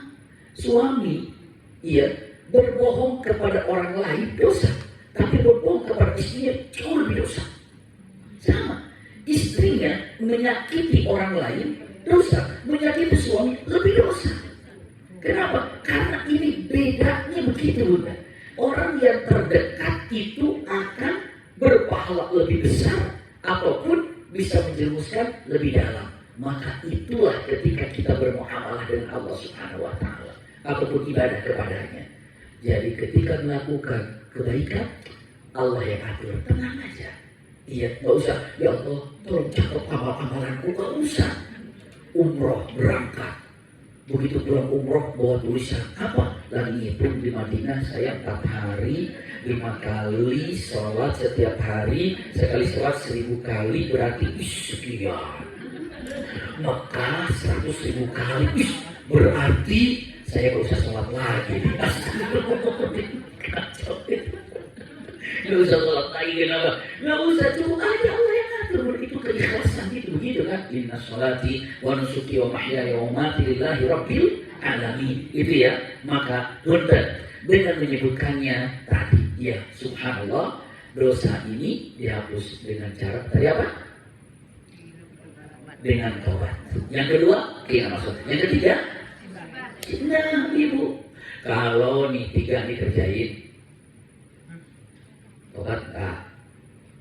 Apalagi amal soleh juga enggak. Musibah juga enggak. Happy itu orangnya. Ada nggak kayak gitu kira-kira? Banyak tuh. Iya ya.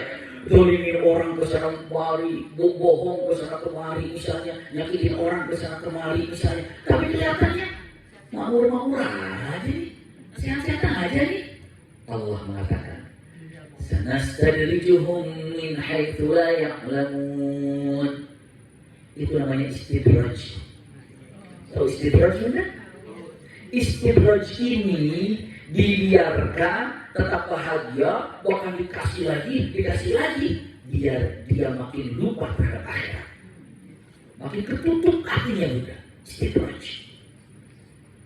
Merasa, asik nikmat tuh, saya kan, padahal pasti kematian akan datang, iya kan? Nah, punten, contoh paling mudah tuh. Ibu punya ayam, dipeliharakan sekarang lagi heboh-hebohnya pelihara ayam di rumah kan, ya bertelur gitu kan, wah ada nih. Oh gitu.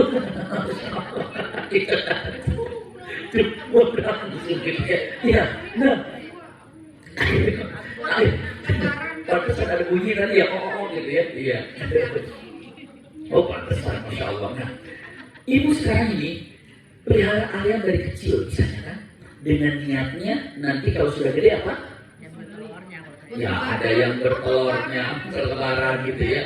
Taruhlah ibu pengen untuk disop buat lebaran ataupun di apa gitu dari kecil. Ada senangnya kan dikasih makannya kan? Dia makan kan? Andai ayam tahu dikasih makan biar cepat gede karena akan dipotong. Mau makan gak kira-kira ayamnya? Boro-boro kasih makan? Males kan biar kurus biar kurus. Pokoknya biar nanti yang lain gede-gede dulu. Kan yang lebih gede ini potong gede. Itulah ayam ketika dikasih makan, dia semangat. Kan dia merasa ini adalah rezeki, ini adalah kebahagiaan, ini adalah keuntungan. Padahal itu dikasih makan dan cepat dipotong. Ya, lupa itu ayam gitu. Ini orang di dunia dikasih itu, ini, semuanya. Dia merasa aku. Semakin lupa sama akhir istidraj sudah. Hati-hati. Sanastadrijuhum. Di situ min haitsu la ya'lamun, dan dia tidak sadar. Dia nggak sadar. Walaupun dinasehatin itu, dia nggak sadar gimana sih? Lupa aja, nggak tahu. Kenapa? Ketutup semuanya. Dosanya ada nggak? Taruhlah dari seorang muslim. Ya, kalau tidak muslim mungkin ya itu bukan urusan kita. Karena apa? Maksud dalam urusan kita nggak kena hisab, benar. Jadi orang kafir itu nggak dihisab. Mau jadi hisab langsung aja itu menyemplung ya. Bahasanya mungkin ya. Tapi kalau orang mukmin itu dihisab.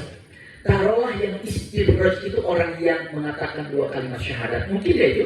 Mungkin. Apa yang terjadi ketika nanti di akhirat? Apa coba Bu? Orang seperti itu baru dosanya ada karena seorang mukmin, di taubat enggak, amal soleh enggak, musibah enggak, tapi wafat dosanya ada, maka punten dibersihkan dosanya tidak di dunia tapi di neraka.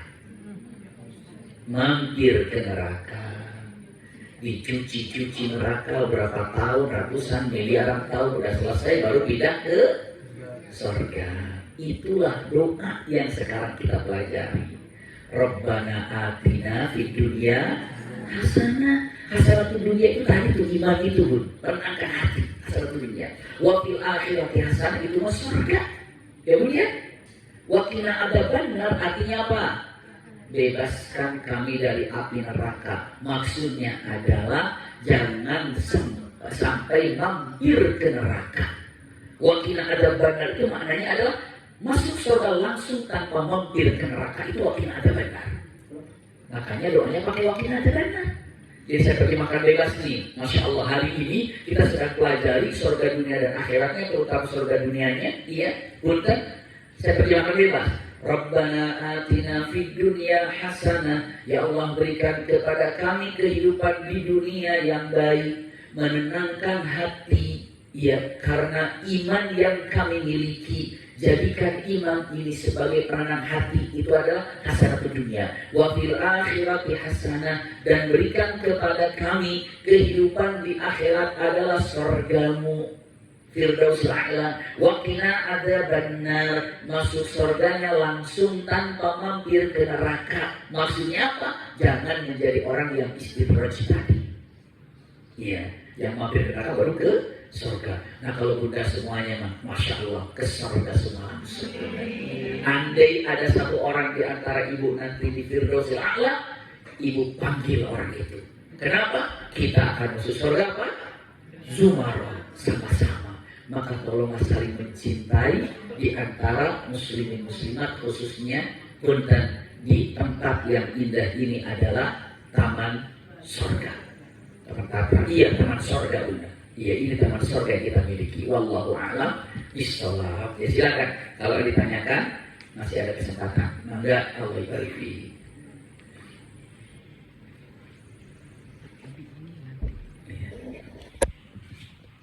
Ya, terima kasih Abi. Jika ada pertanyaan, langsung aja kali. Langsung aja Pak.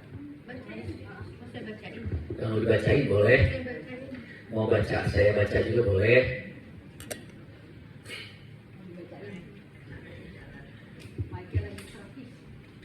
Michael di servis sama Pak Riko. Oh iya, Masya Allah.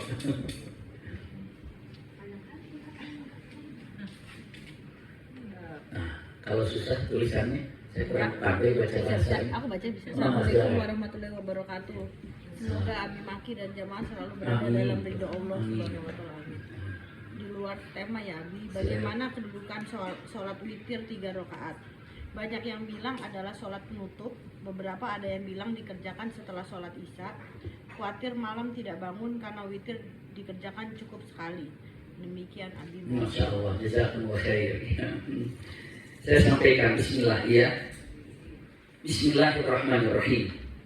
Usikum wa iyaya nafsi bitaqwallah. Terima kasih. Nah, pertanyaannya Bunda, iya. Bertanya tentang keutamaan daripada sholat witir. Iya. Keutamaan daripada sholat witir. Sholat witir ini adalah witir, artinya ganjil Bunda ya. Dan paling sedikit sholat witir itu dikerjakan 1 rakaat. 3 boleh, iya. Lalu 5 juga boleh, tapi rata-rata kita lakukan berapa? 3 gitu ya. Boleh dilakukan kalau yang 1 rakaat, 1 rakaat. Kalau yang 3 berarti langsung 3 rakaat tanpa ada tahiyat awal. Iya, ganjil. Iya, ganjil. Yang penting ganjil. Iya. Tanpa, kalaupun mau 5 itu hajar 5 semuanya. Tapi bingung, ini yang ketiga apa keempat ini? Ini kacau lagi. Udahlah yang biasa aja, yang 1 kalau nggak 3 ya. Maka dengan mengatakan usikum wa iyaya nafsi bitaqwallah, bahkan kalau ibu bertanya witir paling banyak biasa dikerjakan berapa? Misalnya 11. Witir itu 11, witir. Berarti kalau dikerjakan boleh nih sholat witir asal 11 rakaat 2 boleh gitu ya Bu. Nah sekarang pertanyaannya, keutamaannya apa usikum wa iyaya nafsi bitaqwallah? Kalau dikatakan keutamaannya, pertama, innallaha witir yuhibbul witir. Allah ini ganjil dan sangat suka terhadap yang ganjil. Itu gambaran. Iya. Lalu dengan perkataan yang luar biasa, ada dalam hadis Rasulullah ij'alu salatakum billaili witran. Jadikanlah sholat kamu di akhir malamnya itu adalah witir. Itu juga perintah dari Allah Subhanahu wa taala. Yang menjaga witir seperti menjaga kecintaannya kepada Allah. Berarti kalau sudah menjaga kecintaannya kepada Allah, Allah pun menjaga kecintaannya kepada dirinya. berarti apa? Ridhonya akan tumpah kepadanya. Keutamaan luar biasa untuk witir. Iya. Lalu pertanyaannya, saya mengerjakan witir, iya. Bahkan mengatakan Rasulullah tidak pernah meninggalkan yang namanya sholat witir. Iya. Ini punya maki, ya. Karena ini apa? Sini kok. Sini. Ya tadi dari mana? Dari travel kebetulan karena kita akan berangkat tanggal 23 lagi nyerahin tadi paspor. Iya, paspor ke sana lalu kita lanjutkan kajian kita ini. Iya. Berarti Rasulullah tidak pernah yang namanya meninggalkan apa? Witir walaupun dalam keadaan safar. Iya. Walaupun dalam keadaan safar. Subhanallah. Bagaimana cara mengerjakannya? Kapan? Gitu ya Bunda ya.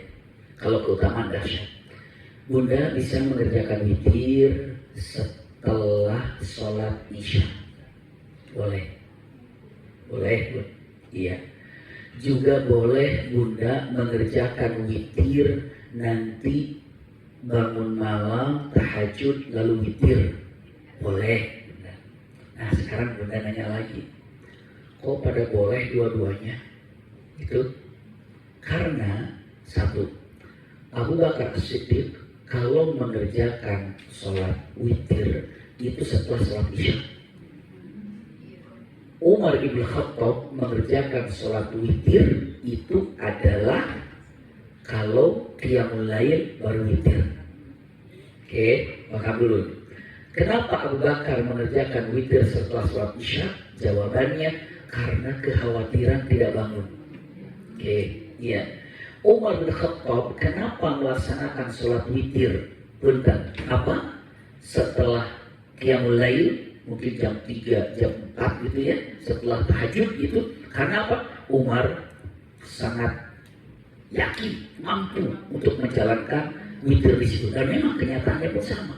Nah, sekarang mana afdal? Semua afdal. Mungkin Bunda nanya, katanya kalau sholat witir itu penutup. Bukan penutup. Tidak penutup Bunda. Iya. Jadi maksudnya apa? Penyempurna. Dalam satu malam itu sempurnakan sholat kita dengan witir. Jadi Ibu punten, yang namanya menyempurnakan mau ditaruh di tengah, di awal, di belakang tetap sempurna. Sempurna. Contoh apa ya paling gampang? Ini tutupnya. Iya. Saya boleh beli tutup dulu baru gelasnya, kan nyambung. Saya boleh beli gelas dulu baru tutupnya, boleh nyambung. Boleh saya beli dua-duanya? Boleh. Karena apa? Ini adalah penyempurna daripada apa yang ada. Nah, selanjutnya berarti kalau saya ngambil perkataan dari Abu Bakar As-Siddiq setelah sholat isya lalu saya witir, tapi nanti saya bangun lagi, boleh nggak tahajud lagi? Jawabannya boleh. Yang tidak boleh apa? Witir lagi. Karena apa? Karena Rasulullah mengatakan la witraini bil lailah, tidak ada dua witir dalam satu malam. Jadi paham itu Bunda ya. Jadi saya takut nanti nggak bangun, saya witir dari sekarang. Habis witir ternyata bangun, saya tahajud. Apalagi punten Bunda ya, punten. Apalagi seusia kita ya, kalau udah bangun jam 3 udah susah tidur lagi kan Bu. Bangun jam 3 ngiler tadi Bunda, dingin-dingin mata melotot tadi. Akhirnya apa? Setan bilang masih jam 3, tidur aja dulu seperempat jam, tidur aja setengah jam. Tapi begitu setengah jam lagi mau subuh, itu ngantuknya luar biasa. Akhirnya tidur 14 subuhnya Bunda. Iya. Maka apa yang dilakukan kalau mau Rasulullah gayanya sunnah Bun? Iya. Kalau ibu punten bangun setengah 3, sholatlah dulu. Setelah itu apa? Bismillah. Kalau Rasulullah ini kalau mampu dan bisa sekarang pakai alarm atau apa, tidur sejenak lagi Bun. Iya. Insya Allah kalau itu bisa tidur sejenak 10 menit, apapun, misalnya 20 menit gitu kalau agak lama. Begitu bangun pas subuh padahal ibu sudah tadi qiyamul lail, sudah tahajud gitu ya, sudah witir, tidur sejenak. Maka kalau Rasul tidurnya bagaimana? Tidurnya itu Rasulullah tuh pakai gini, nggak benar-benar pantau gini. Kalau gini ya nyenyak, dan begini jadi kan, nah gitu tuh kadang, nah gitu tuh. Kecuali kalau mengatakan bilang ke suaminya, Pak bangunin ya, saya mau tidur dulu sebentar, tidur. Begitu bangun, suaminya tidur, jangan lama lagi bangun. Atau begitu ya, saling bangunkan. Nggak mau apa, saya pakai alarm, tidur dulu seperempat jam, seperempat jam, tidur. Bangun, insya Allah lebih segar. Iya, gambaran seperti itu Bunda. Ya, jadi kalau mau bangun setengah 3 misalnya, jam setengah 3 atau 3 kurang seperempat, baru sholat kira-kira. Kalau sampai full subuh ada masalah. Iya, kalau misalnya ternyata masih ada kesempatan, misalnya setengah jam lagi mau subuh, ya udah tidur 15 menit gitu ya. Itu silahkan. Allahu a'lam. Terima kasih. Syukur, terima kasih. Ada lagi? Maka silakan, ini pertanyaan tadi. Kalau ada lagi maka silakan. Tulisannya kalau ada boleh disampaikan, insya Allah kedengaran suaranya. Enggak, silakan. Oh, saya dengar suara. Nah, mau di sana di sini boleh kedengaran? Kedengaran nggak di sana? Saya maksudnya ya. Saya mau bertanya, kan kalau pahala sabar itu ya jelas dari musibah atau dengan kelakuan orang atau apa gitu kan, kita diberi pahala sabar dan sebagainya, kita bisa bersabar. Cuman kadang-kadang reaksi pertama kita itu yang kadang-kadang suka kelupaan gitu, kita tuh harus sabar menghadapi ini gitu. Jadi yang akhirnya kita menyesal dengan apa yang kita ucapkan atau kita lakukan. Nah, supaya tidak terjadi seperti itu, bagaimana ya Pak Ustadz? Iya. Mungkin dengan orang terdekat kita, mungkin anak atau suami atau mungkin hadimat gitu loh. Iya. Jadi kan ya Allah kok saya begini gitu. Nah, Iya. itu gimana cara supaya Betul. ini Masya Allah. Iya. Jazakillah khair. Ada hadis Rasulullah SAW dengan kata-kata as-sabru 'inda sadmatil ula. Memang kadang-kadang sahabat kita tuh telat. Udah blok, udah gitu, udahlah saya sabar, padahal udah puas marah. Iya. Jadi Rasul mengatakan sabar itu saat peristiwa pertama itu pahalanya lebih tinggi. Pahalanya lebih tinggi. Jadi nggak terpaksa. Tapi apa? Sabar. Maka dalam Al-Quran ucapannya isbiru, wasabiru, warabitu, itu 3. Isbiru, sabarlah. Wasabiru, saling menasihati kesabaran. Terkadang kita ini perlu nasihat orang lain untuk sabar, gitu kan? Lagi banyak masalah, akhirnya saya assalamualaikum, saya lagi masalah. Oh udah ada, ini nasihatin, enak. Kenapa? Wasabiru, warabitu, itu artinya apa? Siapkan vitamin sabar, karena yang namanya sabar atau peristiwa nggak pamit dulu lah gitu ya. Makanya rabitu itu adalah sabar, punya namanya apa? Punya stok sabar, itulah kira-kira. Jadi begitu kejadian sabar ada. Kalau kita suka mah, kita bawa apa itu? Warna. Begitu kerasa, udah. Kenapa? Udah ada. Nggak ada begitu bingung dulu gitu ya. Jadi begitu sakit sudah ada obatnya. Kenapa? Itu itu artinya begitu kejadian udah ada sabar. Nah Bunda, itu ayatnya. So gimana caranya untuk masalah itu? Jawaban yang paling banyak para ulama dengan mengatakan, pertama, innamas sabru bitasabbur. Yang seperti itu perlu latihan. Latihan pertama, ibu itu ketika sadar, aduh saya salah tadi, itu adalah Bunda, tanda-tanda kalau sedang belajar sabar. Tapi kalau nggak nyadar, itu punten, tidak sedang belajar. Iya, tapi aduh saya tadi salah. marah ya sama fulan, saya marah, ya Allah saya minta maaf ya Allah. Pertama itu ampun kepada Allah. Iya, kalau memang mampu berbicara, nggak perlu malu, nggak perlu apa-apa, saya minta maaf ya. Tadi kata-kata saya agak galak, mohon maaf ya. Selesai. Itu, kenapa? Itu untuk belajar kesabaran.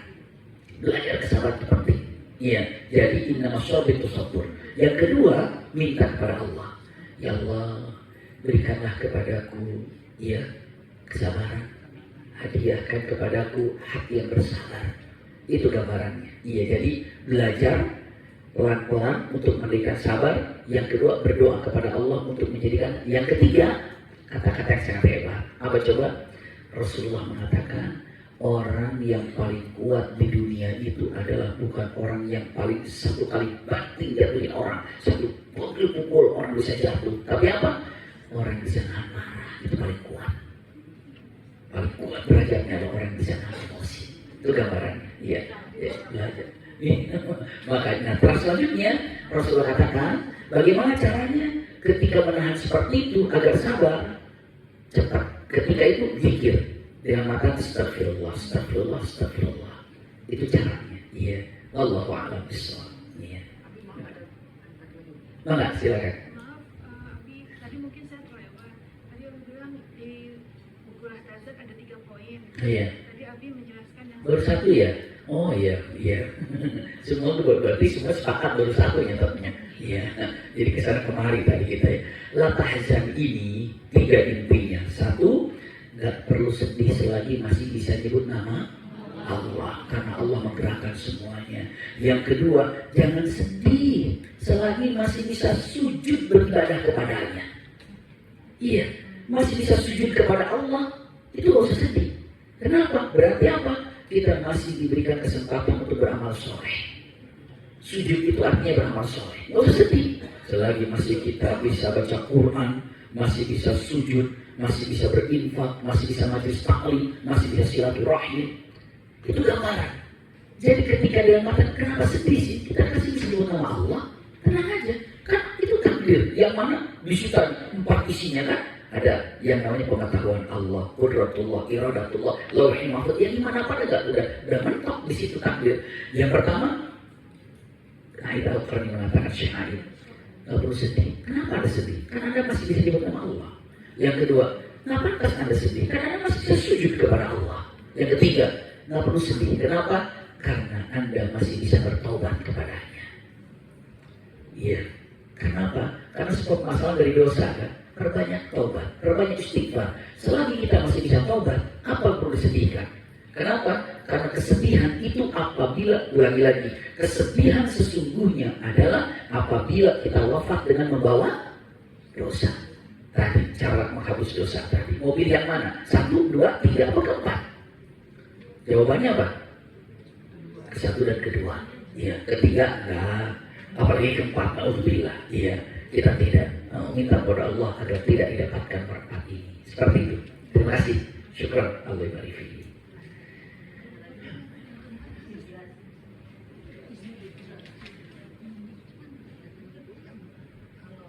Abi mau nanya, kalau kita tahu orang itu istighfar, kita mau nasehatin bagaimana ya?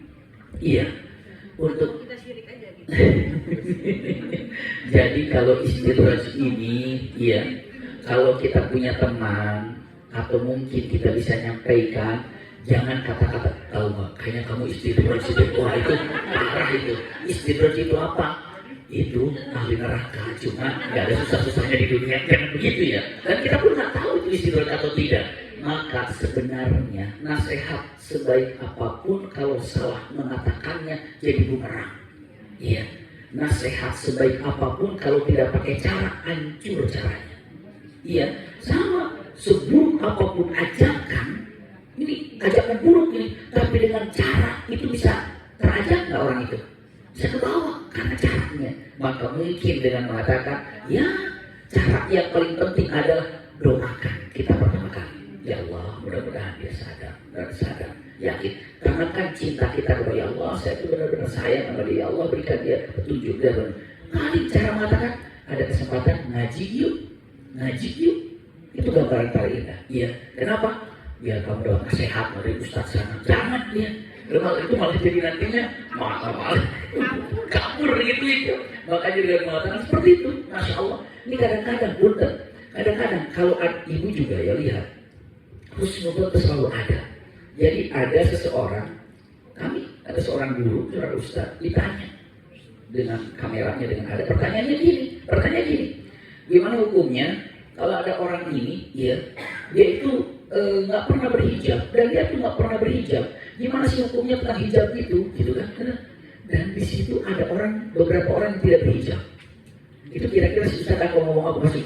Yang ada hijab itu, memang itu neraka. Maksudnya gitu, kira-kira itu yang tidak hijab itu datang lagi nggak besok? Enggak. Wah, kapok, bisa begitu kan? Maka diatur caranya bagaimana. Nah, ketika dia jawabannya agak sedikit kurang gitu ya, kurang misalnya agak sedikit ambang, karena kan kamera nyorotnya ke dia kan, dia bilang kurang paten nih Ustaz nih. Kenapa? Enggak cek gitu kan jawabannya. Dia nggak tahu sistem dakwah itu seperti apa caranya, menyampaikannya bagaimana. Ini ada orang siapa di sini, bagaimana caranya, bagaimana itunya. Kadang-kadang harus ada tata cara untuk menyampaikannya dan gambarannya. Jadi itulah kata-katanya bahwa atur bahasa. Gimana caranya? Ada misalnya, ini gurunya bagus. Semuanya ada prosesnya, tapi harus ada progres. Jadi kalau proses tanpa progres, yaitu gimana ceritanya. Jadi mudah-mudahan ya, jadi enak bahasanya. Iya, seperti itu. Tapi kadang-kadang ada orang yang main ceplak-ceplak saja, si perempuannya nggak sakit hati. Main putak-putak, yang itunya malah ketawa-ketawa. Hahaha, jadi lucu. Kenapa? Itu beda orang, beda tipe, gitu ya. Kalau ada orang kadang-kadang diceritakan sama seorang guru tersentuh, hatinya malah marah. Tapi sama guru yang ini, walaupun diceplak-ceplak, dia nggak sakit hati. Kenapa? Karena karakter guru itu berbeda-beda. Saya paham itu ya. Coba, kalau Mama Dede bicara di sini, mau bicara apapun, ibu ketawa. Walaupun itu bilang, oh begini, ketawa. Kenapa? Karakter nasihatnya itu yang enaknya begitu. Tapi coba, kalau ada orang menyampaikan yang lain, misalnya, dengan karakter yang ada, jelek, nggak mau, saya sakit hati, bisa gitu. Tapi pun sama, ada orang yang menyatakan, saya nggak suka dengan ini. Ya sudah, ini untuk siapa? Sendiri.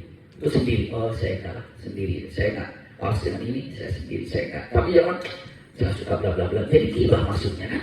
Oh, ya sudah. Kalau mata saya mau hobi gibah, tapi ya juga sih sama aja itu mah. Jadi akhirnya muter semuanya. Mau mengatakan maaf ya, saya nggak ikut-ikutan. Dia cuma dengerin aja. Dia ngomong begitu. Iya kan? Iya sih. Aduh, kenapa gitu? Dia dari 2 jam dia diem, 2 jam dia diem gitu. Cuma saya ikutan. Tiba-tiba satu kali ini, yes, udah kena dari awal gitu ya. Tahu itu dari awal aja gibahnya bareng. Tidak ya. Jadi mungkin seperti itu. Jadi kalau mengatakan doakan, nasihati dengan baik, mungkin cara paling enak adalah ajak untuk hadir di mana? Majelis taklim. Karena majelis taklim ini punten ya. Orang lagi ada masalah datang ke majelis taklim. Orang lagi banyak problemnya datang ke majelis taklim. Orang lagi bahagia datang ke majelis taklim. Majelis taklim itu Masya Allah semua itu akan menjadikan hal yang indah. Bahkan punten, walaupun secapek apapun, selelah apapun, kalau tahu majelis taklim duduklah. Walaupun hanya di sana itu nggak paham apa-apa karena lebih banyak urusan. Duduk majelis taklim. Walaupun dia di hadapannya guru, tapi pikir kemana-mana, diam aja. Karena nggak nyambung, ngomong apa nih saya nggak nyambung, saya pikir. Kenapa berduduk aja? Kenapa? Beda rasanya majelis taklim ini. Seperti itu ya. Kalau nggak, saya ngantuk banget, nggak apa-apa, tidur juga nggak apa-apa. Iya, tapi jangan bawa bantal. Iya. Mau kemana? Orang selimut segala. Dan duduk aja gini, ngantuk nggak apa-apa. Kenapa? Dan kita harus nonton. Dia itu mungkin lelah ngurusin suaminya, ngurusin anaknya. Kan kita sudah saling mencintai karena Allah. Zumarok tadi bunda, Zumarok tadi kan kita mengatakan, duh dia tidur kasihan mungkin dia ya capek. Kan terus jangan ngaji tidur nih di rumah. Itu nggak boleh bunda. Siapa tahu itu yang di atas nanti kan bunda. Siapa tahu nanti di atas itu kan. Orang mukmin mah nggak ada suudon, tidak ada satu lubang jarum pun untuk berburuk sangka. Semua baik sangka itu kan sudah saya mencintai karena Allah itu nggak ada buruk sangka ya bunda. Seperti itu ya. Wallahu a'lam bishawab. Mulai dari ini. Iya.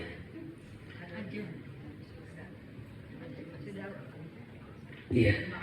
Allah barik. Mudah-mudahan apa yang disampaikan ada manfaatnya.